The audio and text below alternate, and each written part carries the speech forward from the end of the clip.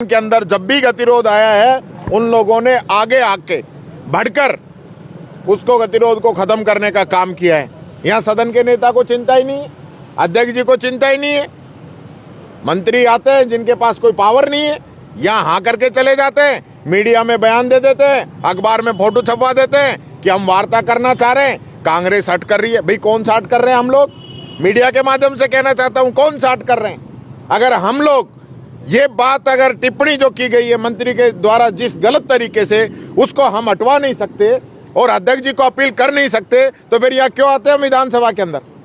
इसलिए विधानसभा के अंदर आते हैं कि यहाँ बीजेपी के जो मंत्री है, जो नेता है, हमको गालियां देंगे, हमारे नेताओं के लिए भद्दी टिप्पणियां करेंगे, व्यंग्यात्मक बातें रखेंगे। यही मंत्री तख्तियां लहराते हैं, जवाब नहीं देते हैं। खुद मुख्यमंत्री जी जो इनको 10-10 बार डांट चुके हैं कि आप जवाब दीजिए, आपकी परफॉर्मेंस अच्छी होनी चाहिए, आपका जो एक मैसेज है वो जनता के बीच में सही नहीं जा रहा है, कि मंत्री जवाब नहीं दे पा रहे। और उनके मुख्यमंत्री जी के बार बार आग्रह के बाद में भी ये लोग जवाब नहीं दे रहे हैं, इधर उधर घुमाते हैं। देखिए, पिछले 3 दिनों से सरकार के द्वारा सिवाय दिखावा करने के कोई गतिरोध खत्म करने के प्रयास नहीं किए गए। हम 3 दिन से यहाँ पे बैठे हैं। सरकार वार्ता के लिए सिर्फ जो है मिनिस्टर्स को भेजती है, वो यस करके जाते हैं कि हम जाते ही इसमें बात करेंगे और ये सुलह हो जाएगी।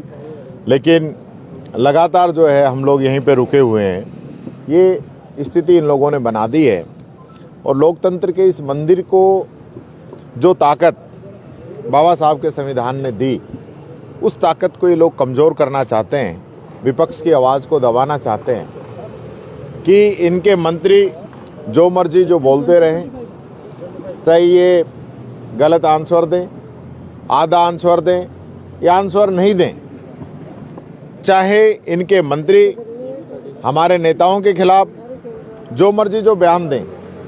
तो मैं बताना चाहूँगा, विधानसभा के अंदर ये नियम है कि जो भी माननीय सदस्य इस सदन का मेंबर नहीं है, उसके खिलाफ आप कोई बात नहीं रख सकते। असंसदीय तो छोड़िए, आप किसी भी प्रकार की बात यहाँ नहीं कर सकते। लेकिन आप लोगों ने तो हठधर्मिता अपना रखी है, दादागिरी कर रखी है। आज आप सत्ता में हैं तो सत्ता का मतलब ये थोड़ी है कि आप इसके मद के अंदर चूर होके जो मर्जी जो निर्णय करोगे। 6 एमएलए को ऐसे उठा के फेंक दिया जैसे कि वो जनता की आवाज़ ही नहीं हो।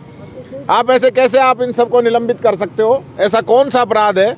आप अपराध के वीडियो जारी करें। मुकेश भाकर जी मेरे साथ यहाँ पे खड़े हैं। लास्ट टाइम आखिरी दिन आपने इनको सदन से 6 महीने के लिए निष्कासित कर दिया, सदन को स्थगित करके चले गए। मैं आज भी कह रहा हूँ, आप इनका वीडियो जारी करिए ना कि इन्होंने क्या गलत किया था। आप सिर्फ तानाशाही, दादागिरी, ये चीज़ें ठीक नहीं है। समय बदलता है, समय आता जाता रहता है, लेकिन जो 200 लोग यहाँ पे चुन के आए हैं, जिनकी जनता ने इनको भेजा है, उन 200 लोगों पे जिम्मेदारी 60 करोड़ जनता की है। तो यहाँ के जनता के हितों की बात करें। हम यहाँ बात करें कि कांग्रेस सरकार में या बीजेपी सरकार में जो स्कीमें लेके आए हैं, वो अपनी स्कीमों की अच्छाई बताएं, हम उनकी स्कीमों की कमियां बताएं। हमारे समय की जो स्कीमें अच्छी थी उनको हम गिनाएं, उनमें कोई कमियां है तो ये गिनाएं। उस चीज़ की चर्चा करने का समय है। राजस्थान का भविष्य क्या होगा, किस प्रकार से राजस्थान आगे ग्रोथ करे, उस ओर हमारा ध्यान होना चाहिए।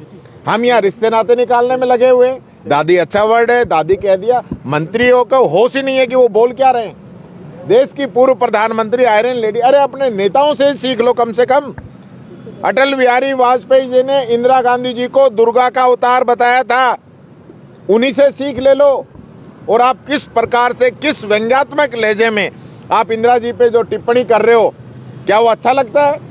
कल हम आपके किसी नेता को, किसी का बाप, किसी का पिता, किसी को नाना, किसी को दादा, किसी को बुआ, किसी को फूफा बताएंगे, जब अच्छा लगेगा?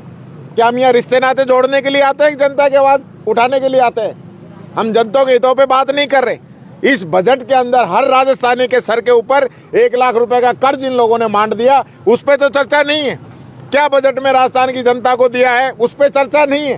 सिर्फ ये चर्चा है कि भाई दादी सब अच्छा है या गलत है, संसदीय है, संसदीय। देखिए, ये इस प्रकार से जो ये भारतीय जनता पार्टी की सरकार जो दादागिरी करना चाहती है, हम लोगों को दबाना चाहती है, हम लोग दबने वाले लोग नहीं हैं। हम इस प्रकार से इनका जो ह्यूमिलेशन हम लोगों का कर रहे हैं, वो हम होने नहीं देंगे। हम बैठे हैं गांधी जी के गांधीवादी तरीके से, हम बैठे हैं बाबा साहब अम्बेडकर के नियमों के तहत। हम देखते हैं ये सरकार कब तक हमको बैठाना चाहेगी। हम बैठेंगे, हम नीचे सोएंगे, बैठेंगे, जो धरना दे रहे हम देंगे।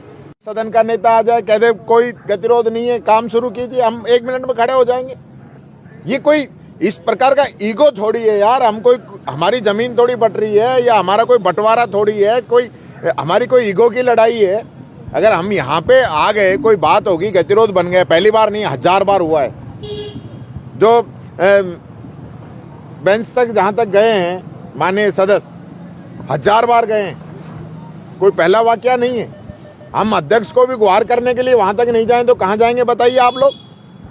यानी अध्यक्ष सुन के राजी नहीं है और गुहार करने जो लोग हैं उन सबको निकाल दिया। मैं तो कहता हूं हमारे सदस्यों की गलती है तो वीडियो फुटेज जारी करें। हम 100 बार माफी मांगने के लिए तैयार हैं, अंदर भी मांगेंगे, बाहर भी मांगेंगे। पर यार ये तो नहीं हो सकता कि हम अपने जो है सारे हक अधिकार त्याग कर इनके लम्बलेट हो जाएं। ऐसा तो नहीं हो सकता। जो हमें संविधान के अंदर ताकत मिली है, जो जनता ने ताकत दी है, आज यहाँ आए जनता की आवाज उठाने के लिए। आज हम जनता की आवाज उठाने के लिए, हमारा कोई खुद का पर्सनल इशू नहीं है। मुझे गालियां दी गई, डोटासरा जी को गालियां दी गई, रिकॉर्ड के अंदर है, जो कि नहीं ला सकते। आप किसी भी मेंबर के ऊपर व्यक्तिगत टिक्का टिप्पणी नहीं कर सकते, आरोप नहीं लगा सकते नियमों के तहत।